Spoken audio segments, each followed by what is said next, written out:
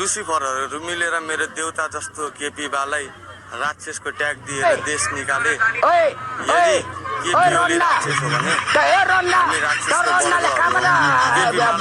निक्लेको गोली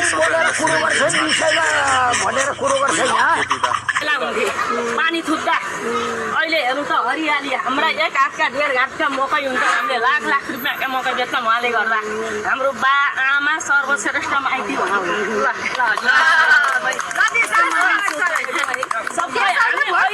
हामीले यो दिन आउला भनेर सोचेको थियौँ। 46 सालदेखि त पहिलो भोट दिएको। यति खुसी छौँ हामी उहाँ आएर सबैको घर हेर्नु त अझै पनि हजुरले जितेर 10 कट्ठाको प्लटमा एउटा बढी। हामीलाई कानुन चाहिएको छैन। हाम्रो कानुन पञ्चायत कालमा त थियो नि, हो नि। हामीलाई विकास बिना देश चलेकै छैन। कानुन बिनाको देश चलेको नि थिएन।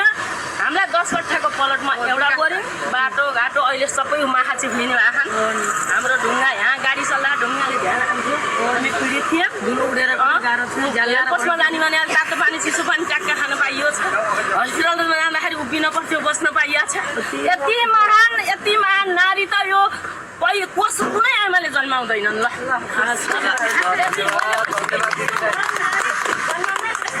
अब दुईटा हुने हो नि त यो देशलाई कति राम्रो। दान हुनेलाई दान माथि दानै छ दानै छ। गरिबको चमेली चाक ए पछाडि देखाइदिउ न। टोटो छ, टोटोमा पुवाल्छ कि यहाँ चाहिँ।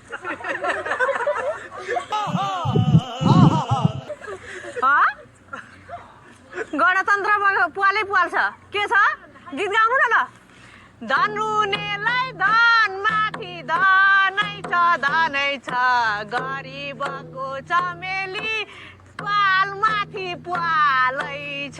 ल है शिक्षा क्षेत्र चाहिँ सुधार हुनु पर्यो है। यो त कसैले केही गरे पुवालै पुवाल्छ है। ल भुवाङै भुवाङ छ, दुलै दुलो छ। गणतन्त्रमा जताततै हेर्नु त।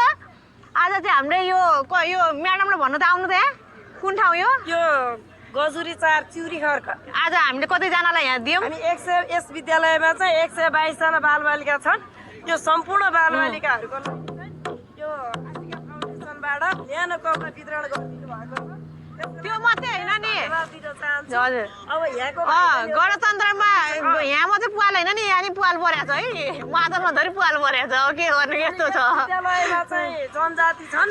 अब सबै चेपाङ, अलिकति दलित बस्ती र तामाङ बाहेक बाहुन छेत्री बस्ती छैन यहाँ। हजुर हजुर। अनि यहाँ भएका अभिभावकहरूले चाहिँ घरको उब्जनीले 3 महिनादेखि 4 महिना खान नपुग्ने अवस्था छ। त्यसैले गर्दा उहाँहरू बाहिर कमाउन जानुहुन्छ। हजुर हजुर। अलि पिछडिएकै स्थान छ। ल ल हस् त। हाइवेबाट नजिक ल ल हस् हस्।